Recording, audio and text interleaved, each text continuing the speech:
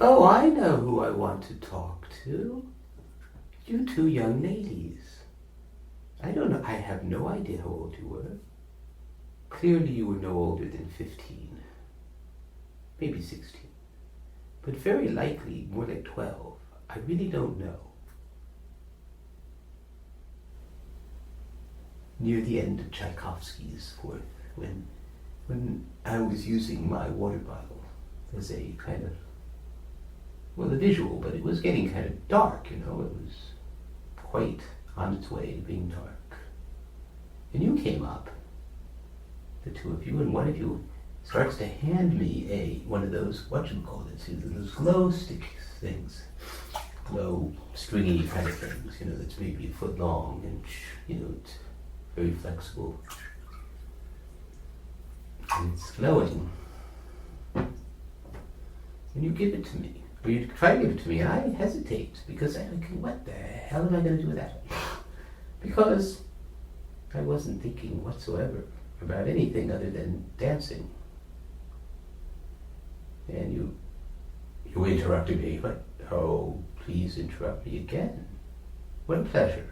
You two young ladies. I didn't even see your faces, but well, I'm sure you're beautiful.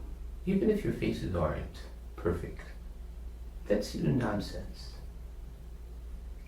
What you did was beautiful. You came up to me. You helped me out. It takes a lot of guts, some chutzpah. Not everybody's willing to do that. And I doubt in that whole crowd, did anybody else think of what you thought of? That was very special what you did.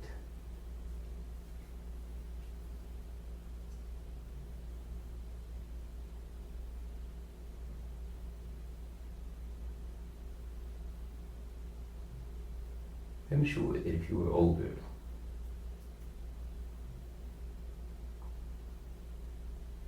I would have no problem falling in love with you, either of you, just because of what you did. You're too young. Sorry. You don't go there. And you shouldn't go, don't go around with 76-year-old men. Or for that matter, 18-year-old men. If you're 14, stay with your 14-year-old friends. A year or two, one way or the other, that's okay. But don't go with 18-year-olds if you're 15.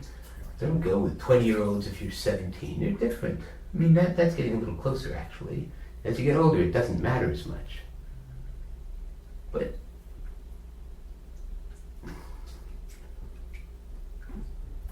no, my advice to you is you can be friends. Actually, you can learn to be friends with older males. But don't become a girlfriend of a male, an older male. That's dangerous. As you know, for the man as well as for you. It's not just one way. I mean, it's not because, oh, some men are, you know, horrible people are going to, kill you, lure you somewhere and chop off your head and, whatever. And kill you also. I'm sorry, I'm being, it's probably not in the best of taste what I just said, but I mean, that's what people have, these fantasies, because we have movies and stuff, and every once in a while it in fact happens. But that's not what I'm talking about. I'm not talking about because they're older they're going to be terrible to you or something. But they're just at a different stage, and they need to, somebody who's 21 who goes out with 14-year-olds is probably having a hard time going out with 21-year-olds, and so you should just be aware of that and realize there's a reason why this guy is so much older than you, and stay away. Again, if you can be just friends, that's fine, no problem. Be friends with anybody at any age. Nothing should ever get in the way of you being a friend. And you can even really decide you really like somebody. That's okay too. But if you begin to think of yourself, and if the guy thinks of you as his girlfriend, no, you don't want to do that. That's dangerous. And as I say, for the guy too, especially if you're underage, the guy might be a really nice guy, but a little immature, so maybe he seems like a great guy for you. And maybe he might even be fine. Immature, he really should be going out with females that are a lot closer in age to him, his age. But there's not a real problem, except he could get in big trouble. You don't want to do that to some guy. You fall in love with some guy, and then he winds up getting in big trouble. No, you don't want that either. So,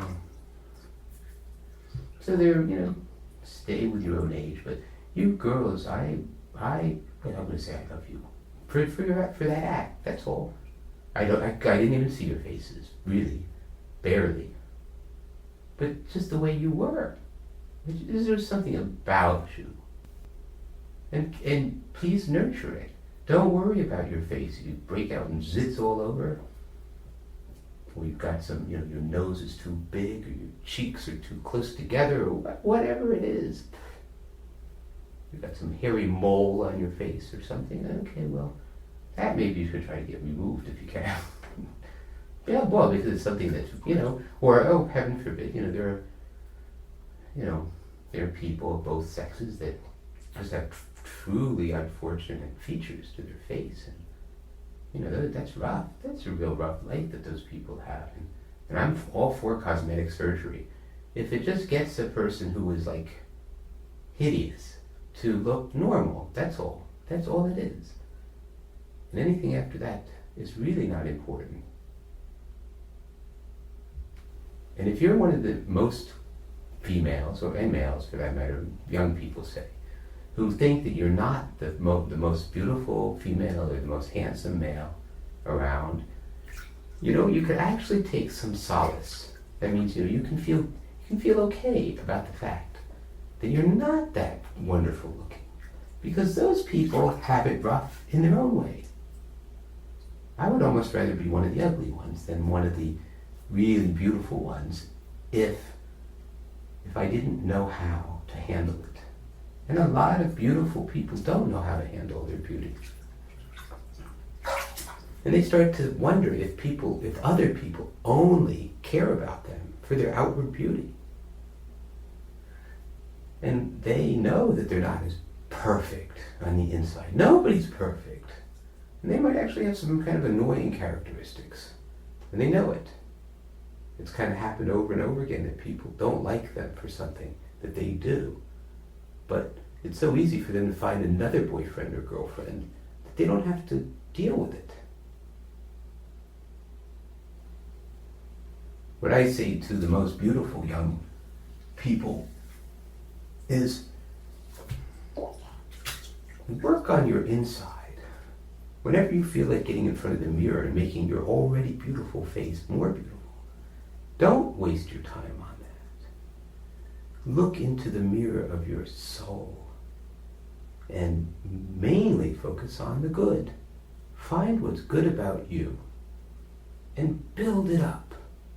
The things that are not so good about you, if you don't have to get rid of all your bad habits. You can't, that's impossible. But what you can do is make whatever is good about you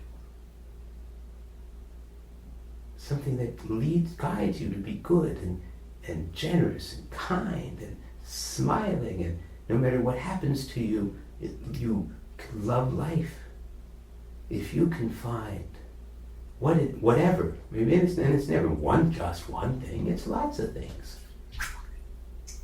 Most of us have a lot more good in us than bad. You don't have to find the very best thing in you. You don't have to worry about such things.